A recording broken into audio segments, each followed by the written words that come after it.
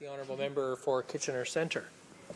Thank you very much, Mr. Speaker. It's my pleasure today to rise with the opportunity to comment on another great budget from a strong, stable, majority Conservative government. This budget has been described in my community as centrist, cautious, keeping old promises as well as making new ones, and at times surprisingly compassionate. The Finance Minister's first budget, the first balanced one since the Great Recession of 2008, provides substantial benefits to many Canadians. The budget helps seniors by giving them more flexibility in withdrawals from retirement income funds and a new tax credit to make homes more accessible. Seniors will also benefit from the new $10,000 contribution limit for tax-free savings accounts, as well as new help for people caring for seriously ill relatives. Families with children will receive improvements to the universal child care benefit and the child care expense deduction, in addition to the previously announced family tax cut. There's help for post-secondary students seeking loans through the Canada Student Loans Program. To stimulate the economy, the budget offers tax breaks for small business, investment incentives to manufacturers, and new infrastructure spending. And there will also be more money spent on security measures, both in Canada and abroad. Despite losing $6 billion in anticipated revenue due to plunging oil prices, the government squeezed out a small surplus in this budget. So now the question is, how can we boost the economy? I can tell you, Mr. Speaker, further deficits are not the answer. No one knows how long such deficits would have to continue, and meanwhile, increasing debt charges continue to drain economic resources. The Conservative budget promised to balance the budget, and it did. We promised to save money for taxpayers, and we have.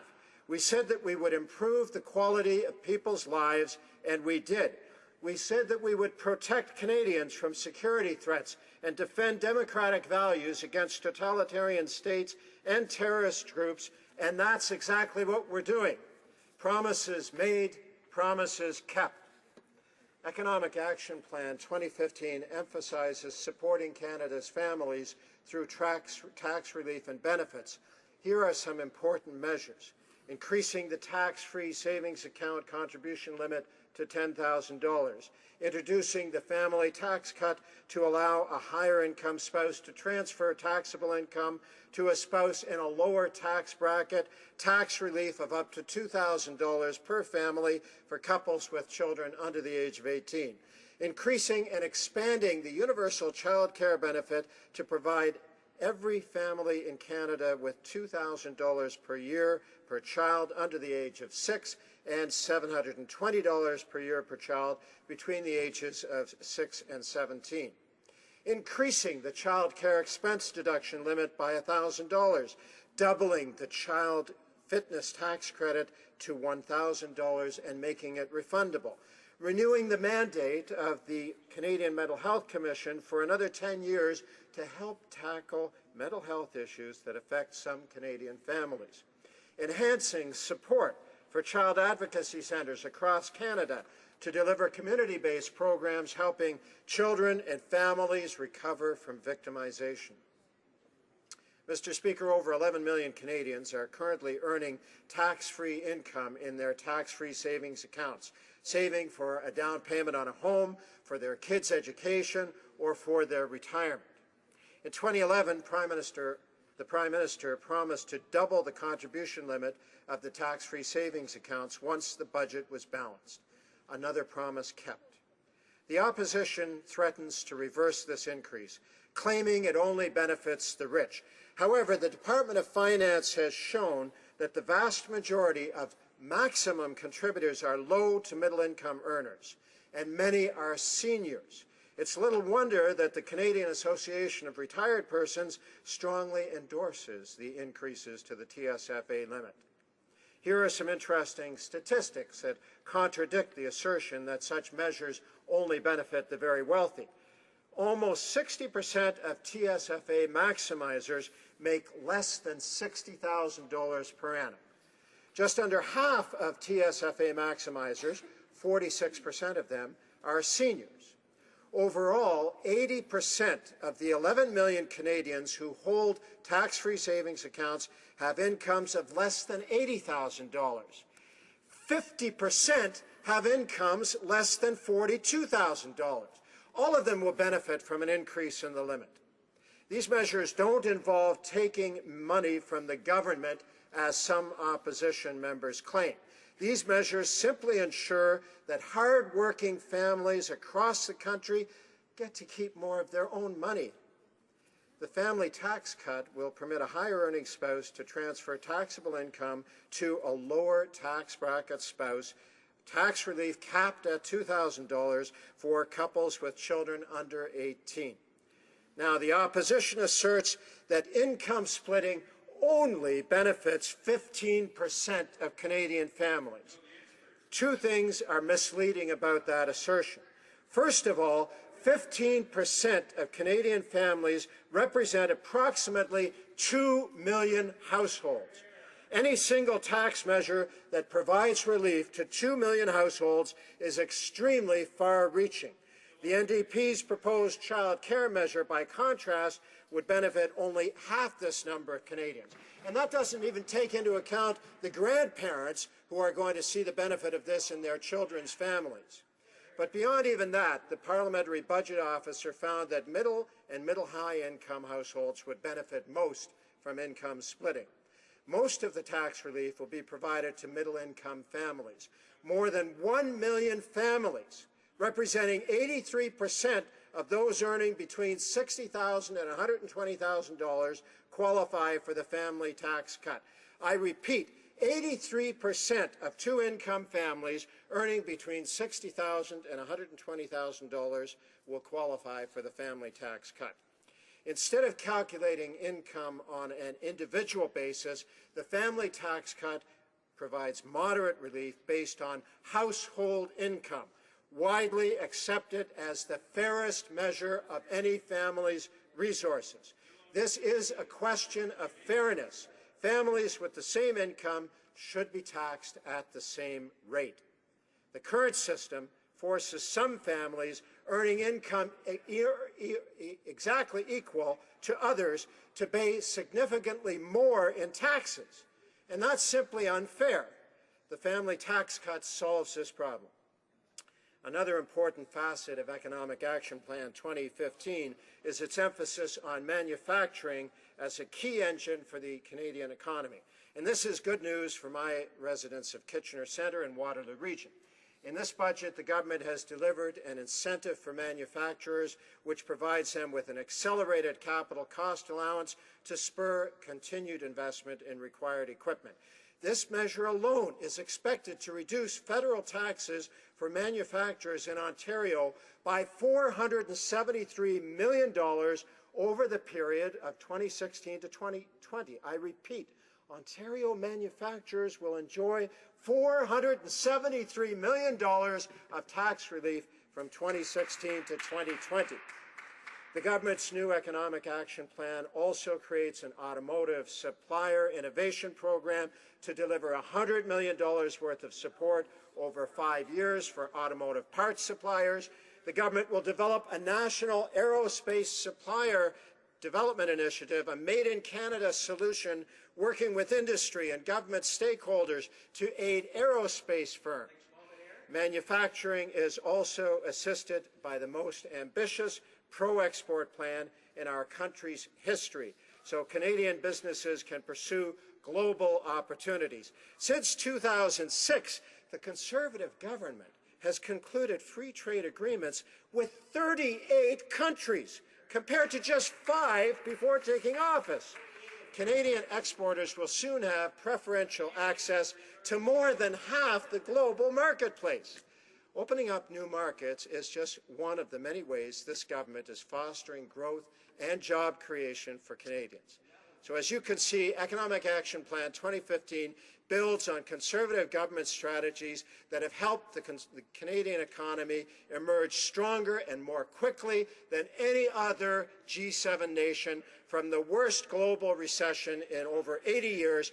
And that's why, Mr. Speaker, every member of this House should support Bill C-59. Thank you very much, Mr. Speaker. Question et commentaire, l'honorable député de Beauport-Limoilou. Merci, Monsieur le Président. Je remercie mon collègue pour son discours. Je vais d'ailleurs faire appel à ses lumières, étant donné qu'il est avocat. Je voudrais l'amener à la section 20 du projet de loi de mise en œuvre du budget concernant en fait, on établit carrément de nouvelles règles, et ça malgré la loi sur les relations de travail dans la fonction publique. Des experts autorisés indiquent qu'il y a un potentiel de ne pas respecter la Constitution canadienne, d'ailleurs en rapport avec ça, en plus de perturber évidemment la libre négociation, la saine négociation.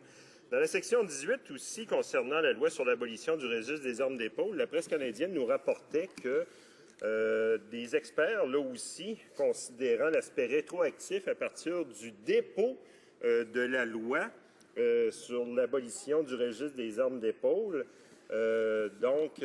C'était carrément ce qu'ils appelaient, je les cite textuellement, réécrire l'histoire, et ils étaient très inconfortables par rapport au précédent que ça représentait. Alors, j'aimerais que mon collègue avocat puisse me dire à quel point il est confortable avec ce genre d'approche légale. The honourable member for Kitchener Centre. Thank you, Mr. Speaker, and I do thank my colleague for his confidence in my legal expertise. I did, in fact, spend almost 30 years practicing law, and so I have a good sense of how the law operates, and having been here for 7 years now, I also have a sense for how things get spun out of all proper proportion in the political world. So I want to say, first of all, that my colleague is placing unfounded fears before the House. With respect to labor negotiations, the budget, of course, sets the framework, and as a lawyer, he will know that the framework establishes parameters. Negotiations continue, and it is still open to the parties to reach a negotiated solution. With respect to the long gun registry, my colleague knows full well that the intent of this honourable House was to abolish the long gun registry and to get rid of the data that went with it, and this implementation bill will correct any oversight in that regard. I want to close, however, by saying, reminding my colleague that this budget will reduce the small business tax rate to 9% by 2019, and I know that on his side of the House he's recently become a convert to low business taxes. Will he support that in this budget? Questions and comments? The honourable member for Winnipeg North. Speaker, this member really needs to expand his reading to go beyond the Prime Minister's office. You know, it's truly amazing the numbers that he throws, and I suspect he might actually believe what it is that he is espousing.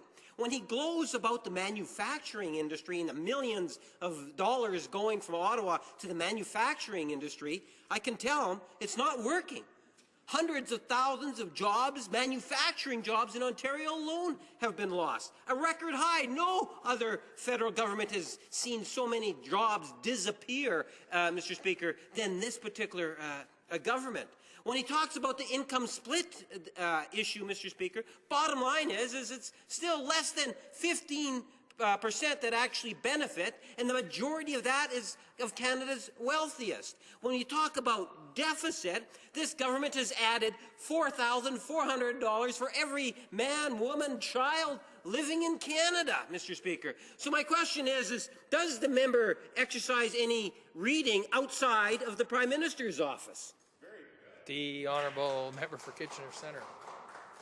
Quite frankly, Mr. Speaker, this question demonstrates one of the worst aspects of this particular Parliament. When one descends to personal slurs and attacks, it doesn't bother me. I'm used to hearing it, particularly from the Liberals. I respect it and appreciate it. My NDP colleague's comments earlier, because he didn't take the same low road that the member who just asked about my reading ability has done. But just to establish beyond doubt, let me read to my Liberal colleague some of the things that I have read about this budget, particularly with respect to Canadian manufacturing. The Canadian manufacturers and exporters said this, and I put it in quotes: "This year's budget backs up the importance of both manufacturing and exporting with a number of important tax and investment measures that will have a very positive impact for CME members. Most importantly, the budget provides an accelerated capital cost allowance over the next 10 years for investments in manufacturing and processing technologies." Aero Montreal states the following: "It's proud that the Government of Canada recognizes the importance of rolling this program out at a national level. It will provide a funding boost to programs already in Quebec." And let me close with the Greater Kitchener-Waterloo Chamber of Commerce, which says, "From the business perspective, this is a good news budget. Economic growth in Canada is delivered." Order.